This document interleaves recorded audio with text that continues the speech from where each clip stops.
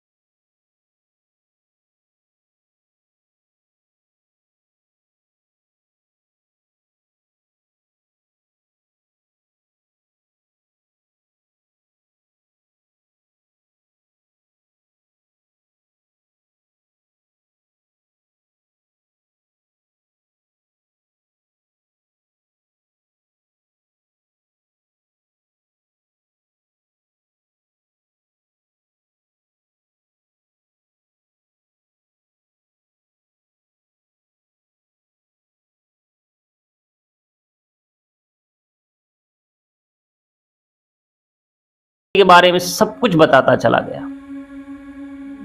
उसने मुझे एक छुरा दिया और कहा, जाओ अपनी पत्नी का सर लेते आना और एक इंसानी खोपड़ी में खून भर कर लेते आना। अगर ना ला सके तो उसे जीवित ही कंधे पर उठा लाना।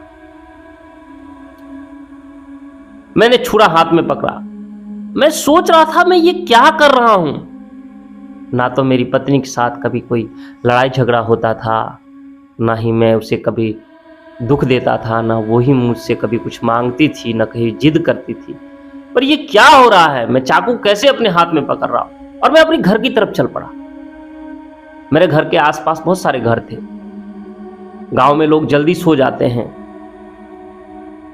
कुछ कुत्ते वहां आसपास में थे, वो मुझे पहचानते थे। हर दिन वहां से गुजरना था मेरा। मैं अपने घर के पास पहुंचा, दरवाजे को धीरे से धक्का मारा।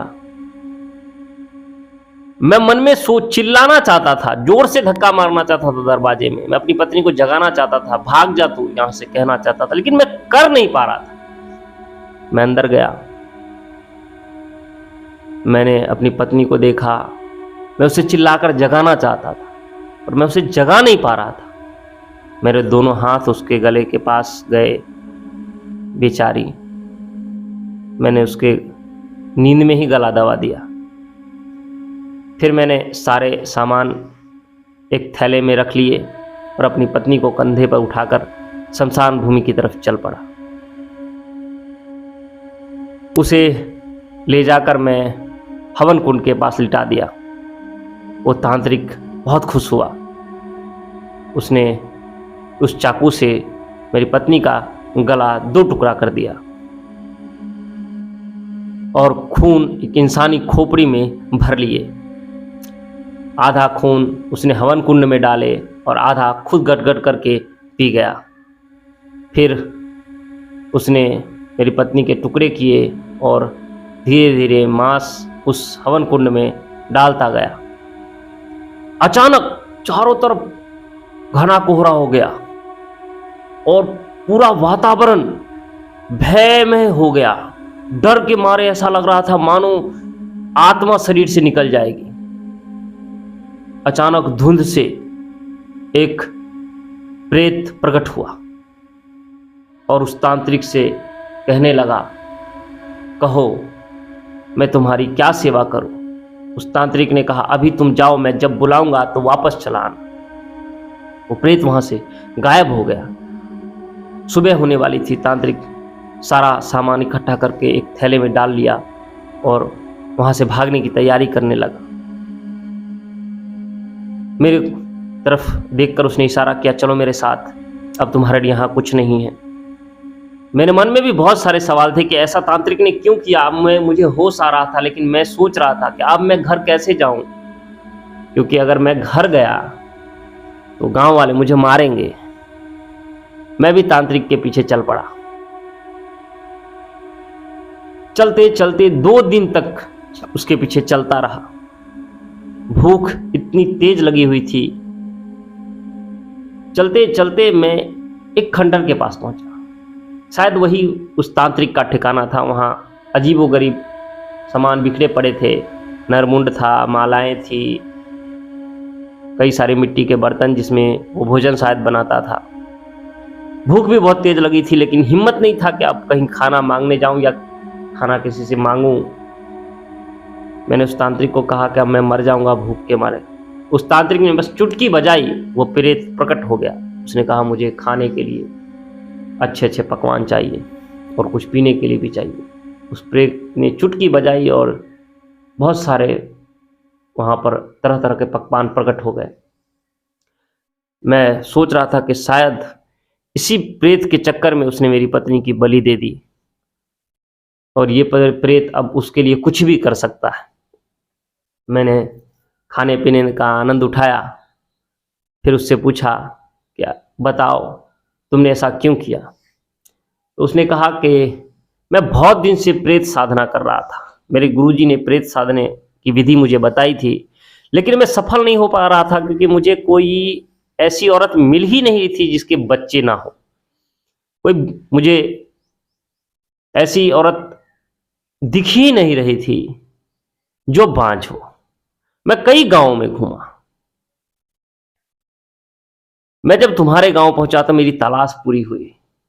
मैं तुझे देखा, तुझ पर कई दिनों तक नजर रखा, और उस रात मुझे मौका मिला। जब मैं बूढ़ा हो जाऊंगा और मरने लगूंगा तो ये प्रेत तुझे सौंप दूंगा, लेकिन हर अमावस्या के दिन इसे एक बलि चाहिए।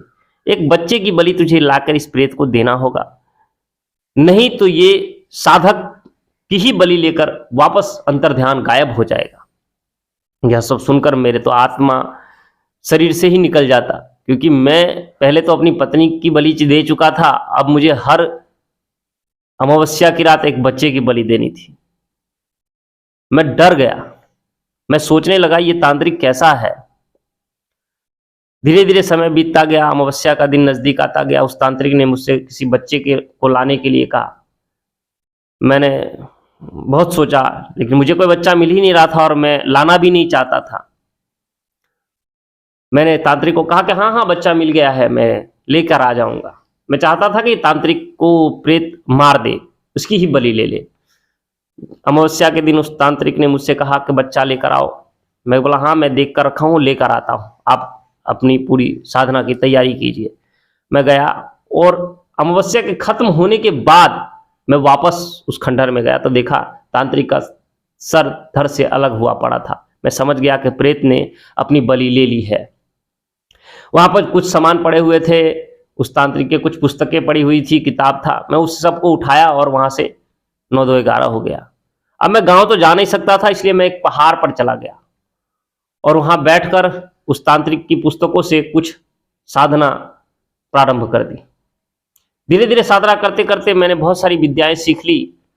नीचे एक छोटा सा गांव था, बस्ती था, वहां मैं उतर कर जाता खाना मांगने के लिए। वहां पर किसी को भूत प्रेत या कुछ ऐसी शक्तियां जो है वो लग जाती तो मैं उससे झाड़ फूक कर दिया करता था। वो ठीक होने लगे, कुछ बीमारियां ठीक होने लगी तो लोग मुझे तांत्रिक तांत्रिक कहने लगे। ऐसे करते करते मैं एक तांत्रिक बन गया। मैंने बहुत सारी विद्याएं ग्रहण की, लेकिन मैंने मारण विद्याएं ग्रहण नहीं की।